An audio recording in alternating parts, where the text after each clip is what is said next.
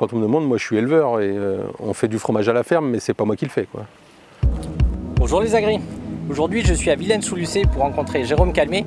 On va voir avec lui comment d'une exploitation laitière on ajoute une transformation, une fabrication de fromage.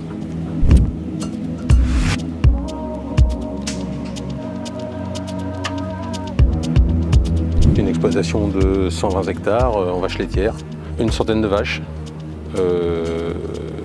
séchoirs de foin en grange, et puis donc une fromagerie. On transforme 150 000 litres de lait sur les 400-450 000 qu'on produit. En 2007, on était en système polyculture élevage classique avec du maïs l'hiver et puis quand même pas mal d'herbes. Donc du printemps à l'automne. Une fois que le séchoir a été fait et qu'on a commencé avec nos Normandes à faire du lait au foin, on s'est dit qu'un bon lait comme ça, fallait en faire autre chose, quoi. Donc c'est là où on a lancé le truc de pourquoi pas transformer. On a commencé à faire des formations organisées par la Chambre d'agriculture ou par d'autres organismes. On voyait bien qu'on allait avoir du mal à faire nous-mêmes la transformation puisqu'on était déjà bien occupés. Et donc on avait envisagé soit un associé, soit un salarié. De fil en aiguille, c'est comme ça qu'on en est venu à la transfo, quoi. C'est Thierry Gosselin qui a monté l'atelier de fromagerie, en fait. Donc il a commencé à fabriquer un peu dans une bassine, à faire des tests, des essais. On a monté le projet en même temps. Donc derrière ça, on a construit la fromagerie. Donc c'était à l'époque, on a dimensionné pour un UTH. Le fromage était prêt. Il avait décidé de faire cette sorte de tome. On avait trouvé un nom pour le fromage. On avait préparé des étiquettes. Vu qu'on visait quand même la distribution, il fallait un produit prêt à vendre, quoi. Donc tout le packaging était prêt et donc quand il a démarré les fabrications, on a fait goûter aux gens autour de nous, hein. On a commencé à vendre un peu à la ferme et puis on a commencé à mettre en vente dans les magasins. On échantillonnait et puis on allait voir les gens.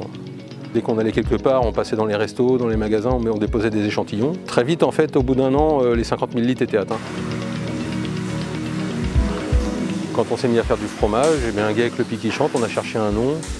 Et refrain, c'est le pic qui chante son refrain. Il y a deux autres fromages qui sont faits à la fromagerie, il y a l'arpège et l'octave, donc on cherche toujours des noms en relation avec le refrain et une recette. Nos fromages ont une recette. Donc aujourd'hui c'est Marine qui gère l'atelier de la fromagerie. Et donc cette recette, tout fromager professionnel en tout cas est capable de l'appliquer. On a une cuve de 1000 litres en fait.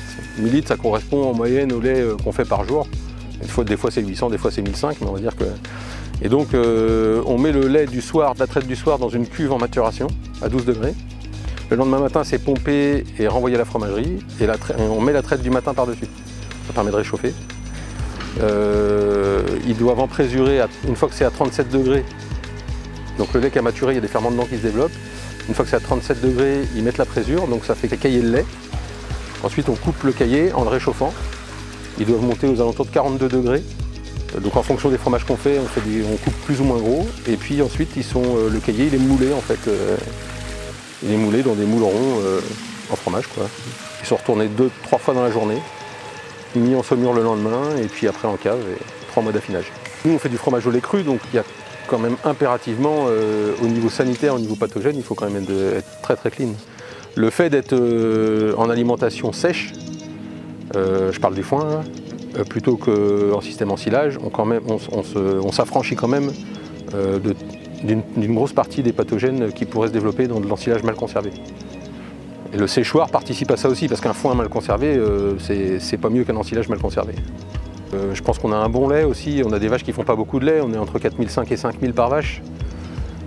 Forcément que le lait il est plus riche et c'est moins dilué. Et je fais un peu attention aussi à comment on sélectionne les vaches, donc au niveau, par rapport aux taureaux, quoi. J'essaie d'avoir des taureaux bébés en kappa-caséine et puis à 2 à 2 pour la digestibilité du lait.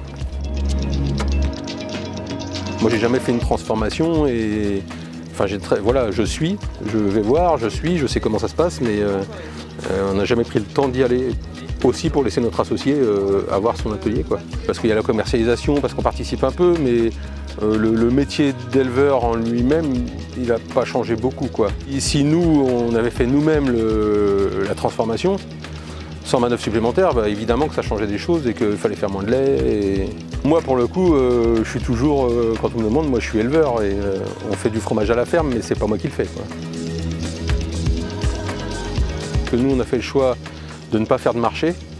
On fait très peu de marché, donc on vend aux collectivités, on vend en magasin, on vend en restaurant. Donc on n'a pas de marché à faire le week-end, par exemple. Si on avait décidé, si on avait fait le choix de faire des marchés, bah, c'est pareil, ça aurait changé notre métier aussi. Et pourquoi ce choix du coup? Parce qu'on tient à nos femmes.